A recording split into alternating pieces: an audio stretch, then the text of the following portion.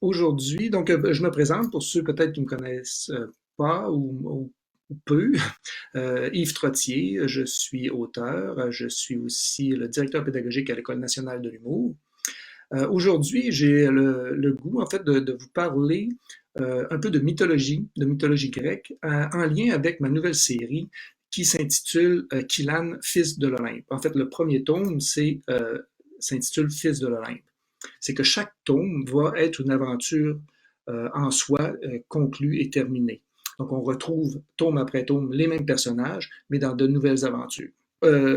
Aujourd'hui, ce que j'aimerais aborder, comme je mentionnais tout à l'heure, c'est la question des éléments de mythologie grecque que j'ai utilisés pour écrire Kylan, pour construire l'univers de Kylan. Et juste pour vous situer, en fait, la mythologie grecque est apparue vers 3000 ans avant Jésus-Christ.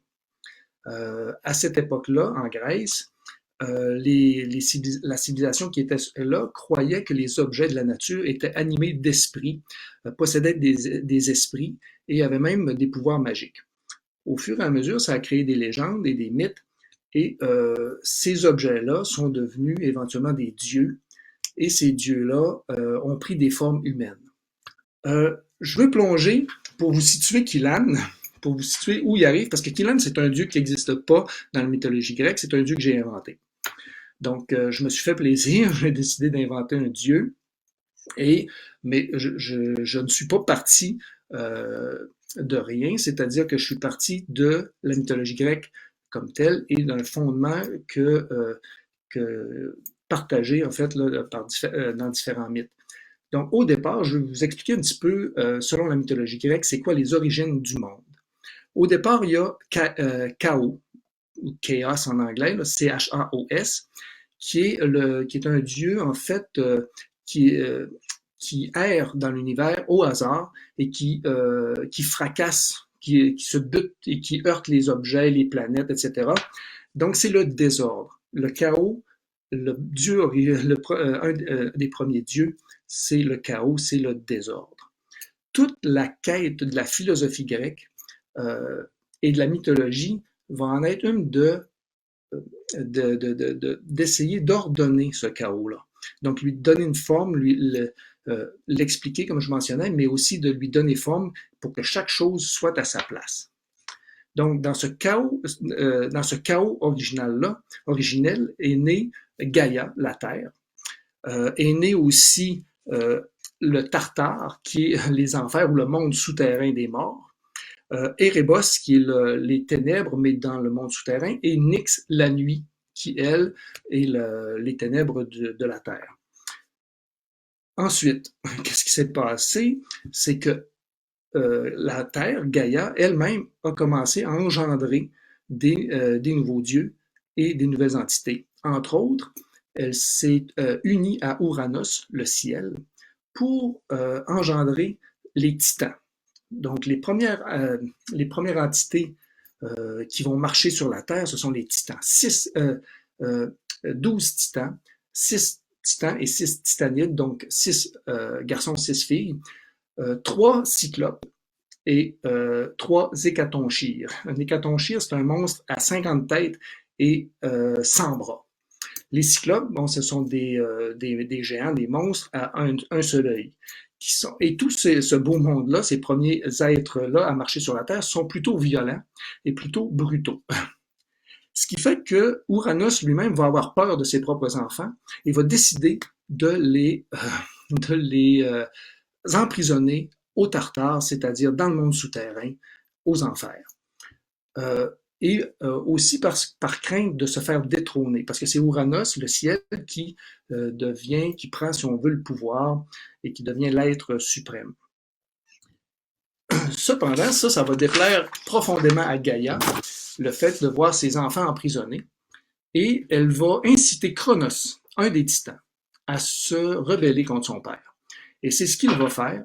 Il va fomenter une révolte et il va prendre le pouvoir, prendre la place d'Ouranos. Par la suite, Cronos va un peu avoir la même crainte. Il s'est dit, moi j'ai fait le coup à mon père, il y a des chances que la même chose se produise avec moi. Lui Cronos va engendrer avec Rhea, qui est une titanide, des enfants, en fait les premiers dieux de l'Olympe, les premiers Olympiens, Hestia, Déméter, Hadès, Poséidon, Héra et Zeus. Zeus qui est le dernier. En fait, pour éviter de se faire détrôner un jour, notre ami Cronos, qui est un titan, donc qui n'est pas très doux, va décider d'avaler ses enfants pour être sûr qu'ils ne prennent jamais sa place. Cependant, Rhea, la mère de Zeus, la mère des Olympiens, va décider de sauver Zeus. Elle va utiliser un stratagème qui, pour ce faire, elle va emmailloter une pierre et après l'accouchement, elle va donner la pierre à Cronos qui va l'avaler tout rond, qui s'apercevra pas que c'est pas un enfant. Et donc, Rhea va cacher Zeus à Cronos, elle va l'envoyer être protégée par Gaïa, qui est la grand-mère, et qui donc Zeus va être élevé sur le mont Ida par une chèvre, ouais, en particulier. Vous allez voir que dans la mythologie, c'est pas toujours rationnel et cohérent. Donc, une fois que Zeus va être devenu adulte, eh bien, il va accomplir la prophétie, entre guillemets, c'est-à-dire la crainte du père de se faire détrôner, c'est-à-dire que il va décider de prendre le pouvoir, de lutter contre Cronos. Pour y arriver, il va utiliser lui aussi un stratagème, une drogue, un genre de vomitif, il va se déguiser en serviteur, il va présenter ça à son père, à Cronos, et Cronos va vomir ses enfants, va littéralement régurgiter les frères et sœurs de Zeus. Et à partir de ce moment-là, Zeus va être beaucoup plus fort étant réuni avec ses frères et sœurs. Et une guerre va s'ensuivre. Une guerre qui va durer une dizaine d'années, qui va s'appeler la titanomachie, du mot titan. Donc, et de cette guerre-là, en fait, Zeus va aller chercher dans les enfers les hécatonchires et les cyclopes comme alliés. D'ailleurs, les cyclopes vont être très généreux envers Zeus. Ils vont lui donner la foudre, les éclairs et le tonnerre. Ils vont donner le trident à Poséidon. Ils vont donner la cunée, qui est un casque qui rend invisible, à Hadès, qui deviendra éventuellement le dieu des enfers. Les Olympiens vont gagner. Les Olympiens vont battre les titans. Et là, Zeus va faire un peu ce que son père avait fait avant, c'est-à-dire ce que Ouranos, en fait, son grand-père avait fait, c'est-à-dire qu'il va envoyer dans les enfers les titans et il va renvoyer aussi les cyclopes et les hécatonchires. Et là, je veux revenir à la notion initiale du chaos. C'est-à-dire que, comme je mentionnais tout à l'heure, la philosophie grecque et la mythologie veut ordonner le monde, veut comprendre le monde et veut que le monde soit paisible, entre guillemets. Donc, Zeus veut donner un ordre. Et là, on va passer au mot éventuellement cosmos, qui veut dire justement ordre par opposition à chaos. Et pour ce faire, il trouve qu'effectivement, les titans, les hécatonchires, les cyclopes sont beaucoup trop violents. Donc, il va les envoyer sous terre.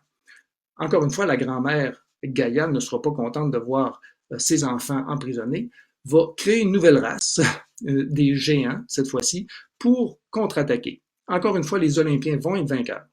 Donc, les Olympiens vont réussir à battre, encore une fois, à être vainqueurs. Donc, et là, c'est à ce moment-là que Zeus va vraiment devenir la divinité suprême, le dieu le plus puissant.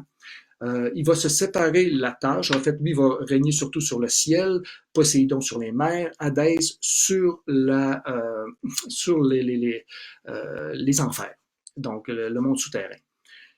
Donc, Zeus, en ayant conquis le pouvoir absolu, le pouvoir va à ce moment-ci régner et mettre en place un ordre, donc le cosmos. Le cosmos, et il y aura toujours quand même une menace de chaos, une menace de dérapage. Donc, si maintenant je m'approche d'une naissance éventuelle de Killan, en fait, là, on va comprendre que Zeus, en fait, va être le grand-père de Killan. Et comment? C'est que je vais expliquer la naissance de Kylan un petit peu plus tard, mais avant, je vais expliquer la naissance de Athéna, la déesse préférée de Zeus et l'une des déesses les plus populaires dans le monde grec. Athéna, encore une fois, toujours la même crainte du père qui a peur de se faire détrôner par les enfants. Zeus va avoir peur de se faire détrôner lui aussi par ses enfants. Il va avoir, en fait, il va s'unir à Métis, qui est une océanide, donc on pourrait dire une fée des océans, et va décider, lui, Cronos, on se rappelle, a avalé ses enfants, lui, il va avaler sa femme qui est enceinte pour être sûr que il se débarrasse du problème et que jamais il se fasse détrôner. Sauf que 9 mois plus tard, ou en tout cas quelques mois plus tard, on peut imaginer que c'est 9 mois, Zeus est pris de maux de tête épouvantables, des maux de crâne épouvantables, si bien qu'il demande à Héphaïstos, le dieu des forges, le dieu forgeron, de lui ouvrir le crâne à coups d'âge. C'est pas un accouchement vraiment sans douleur, hein, on s'entend. C'est ce qui va se produire. Héphaïstos obéit, ouvre le crâne de Zeus et va sortir Athéna, bouclier, épée à la main, casqué, adulte, en poussant un cri de guerre. Donc ça, c'est la naissance d'Athéna, une naissance assez particulière. Apparemment que Zeus n'a aucune séquelle après ça de son coup d'âge dans le crâne parce que les choses vont bien aller pour lui par la suite. Je vous amenais à Athéna parce que j'ai décidé que dans moi, ma création, là où je voulais que s'insère Kylan, c'est que Kylan va être le fils d'Athéna et d'une autre déesse, une déesse qui s'appelle Lyssa. Lyssa, c'est la déesse de la folie furieuse, de la colère et de la frénésie destructrice. Donc, Lyssa, elle est née, elle, de Nyx, la nuit. Et c'est donc une déesse si on résume, de la colère. Elle va se chicaner, elle va avoir une querelle avec Athéna, qui est la déesse de la sagesse. En fait, Athéna est la déesse de plusieurs choses, mais les domaines les plus importants qui lui appartiennent sont la stratégie militaire, la sagesse et la prudence. Tout le contraire de Lyssa, qui est la colère et l'impulsivité. De leur querelle va naître, 9 mois plus tard, Kylan, adolescent.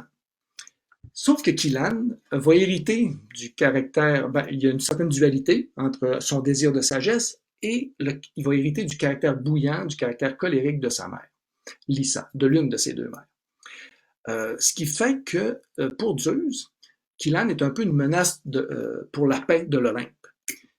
Il va donc l'envoyer, l'exiler sur Terre, en lui disant qu'il doit apprendre à maîtriser ses émotions et qu'il doit apprendre et qu'il doit aussi prouver sa valeur en luttant contre les forces du chaos sur la Terre. Donc, toutes les histoires commencent toutes les aventures de Kylan se passent sur la Terre après avoir donc été exilé sur Terre, banni sur Terre par son grand-père Zeus, qui veut qu'il apprenne à se maîtriser et à se contrôler et à lutter contre les forces du chaos.